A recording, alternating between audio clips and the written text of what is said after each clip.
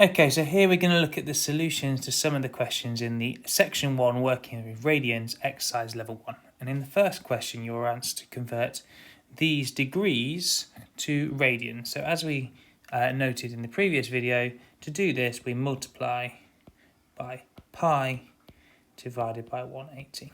So in the first question, 120 degrees times pi over 180. Well, what is that? Well, we've got a common factor there actually of 60.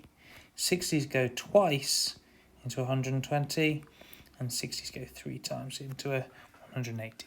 So there's 2 pi over 3 radians. With 40 degrees, again, the same thing. We multiply by pi over 180. Well, 40s go into 40. Well, 40s don't go into 180, so 20s go into 40 twice. And 20s go into 180 9 times. So it can be 2 pi over 9 radians. And then finally, same thing, multiply by pi over 180. And our common factor here, well, we're going to have 15s, I believe. So 15s into 255 is 17. And then 15s into 180 goes 12. 17 pi over 12 radians. Here we've got a very similar thing, but these are much more difficult to work with. So in this case, we just do them on a calculator. So notice in question 1, they were exact values, whereas here we're going to give our answers to 3 significant figures. So if you multiply this by pi over 180, you get to 3 significant figures, 0.681 radians. Multiply 152 by pi over 180 to 3 significant figures, you get 2.65 radians, and you multiply by 304 times pi over 180, you get 5.31 radians. In question 3, we're asked to do the opposite. We're asked to convert radians to degrees, so we multiply by the reciprocal of pi over 180, or we multiply by 180 over pi.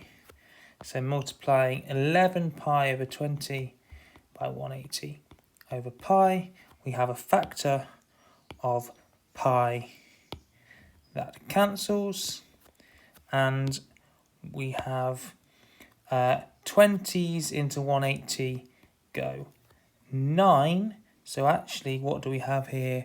We have 11 times 9, which makes this 99 degrees. Okay, similarly here we multiply by 180 over pi, and that is actually 360 over pi, and we can't do much more with that apart from type that into a calculator. If you do type that into a calculator, you will get 114.6 degrees to 1 decimal place.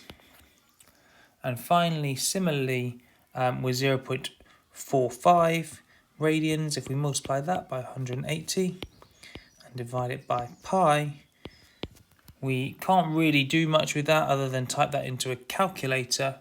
And if you put that into a calculator, you get 25.8 degrees to 1 decimal place. Okay, question 4 asks you to solve some trigonometric equations, but you're asked to give the answer in radians. And in particular, we want the solutions that are between 0 and 2 pi. So I've drawn out a trigonometric graph here. I've drawn the graph with theta being on the horizontal axis, and then this is going to be sine theta on the vertical axis. And we're asking, where is sine of theta equal to 3 pi over 2? Well, that is going to be about here. So we can see there are 2 solutions between 0 and 2 pi. Notice if we think about our sine graph, 360 degrees is 2 pi. So this value here is 2 pi, and 180 degrees is pi radians. So this value here is pi. Well, it says we shouldn't really be using a calculator here. So our principal value of theta, yes, you will get it on your calculator, but there's one you should know. You should know sine inverse of root 3 over 2, And you should know that that in degrees is 60 degrees. However, we don't want that in degrees, we want that in radians. So what do? Well, we multiply it by pi over 180. Well, 60s into 180 go 3, so this is pi over 3. That's not our only solution. We have another solution. This is our pi over 3 solution. We have this solution here. Well, what we could do is we could find that in degrees and then convert that to radians, but perhaps let's use the fact we are in radians. We can see that this small distance here, because of the symmetry of sign, this distance on the right here is also pi over 3. And we know that this value here is pi. So our other value for theta should be pi subtract pi over 3. And pi subtract pi over 3 is 2 pi over 3. So the two solutions for theta are pi over 3 and 2 pi over 3. Okay, well, we've got a similar thing in question 2. We have cos theta equals minus root 3 over 2. So this is our theta axis here, and this is our cos theta axis. And what do we know? Well, we know that this here is 2 pi, and this here is going to be pi. So this here is pi over 2, and this here is 3 pi over 2. And we are looking for when is it equal to minus root 3 over 2. So this is here. So we can see that our two values of theta are here and here.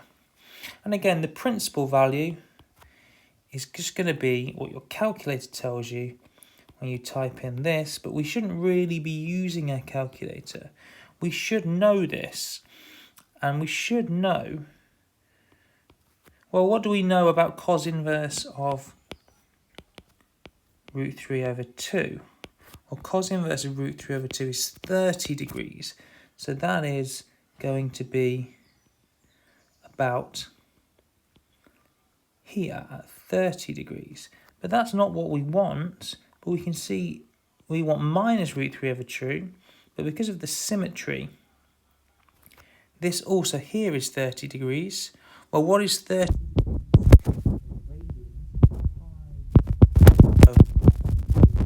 Well, 30 goes 6 times into 180, so it's pi over 6. So in radians, this value here is going to be pi subtract pi over 6.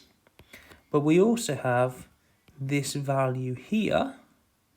So this is again 30 degrees or pi over 6 radians from pi. So we've also got pi plus pi over 6. Well, writing a common denominator of 6, this is 5 pi over 6 and 7 pi over 6. And finally, we want to solve tan theta equals root 3. So where are we here? Well, root 3 is about here. So we can see there is one solution, one root here, and another root here. But we need to think, how does this look in radians? Well, this is 2 pi radians. And we know that the asymptote is at 90 degrees or pi over 2 radians. This point here is pi radians. And this point here is 3 pi over 2 or 1.5 pi radians. Well, the principal value of theta is tan inverse of root 3. But tan inverse of root 3, well, we should know that tan inverse of root 3 in degrees is 60 degrees, but we've done that above. We said that 60 degrees is pi over 3. So we know that pi over 3 is our value here. Well, we've got another one here, and it's just pi over 3 more than pi. So our second solution to this is pi plus pi over 3, which is pi over 3 or 4 pi over 3. radians.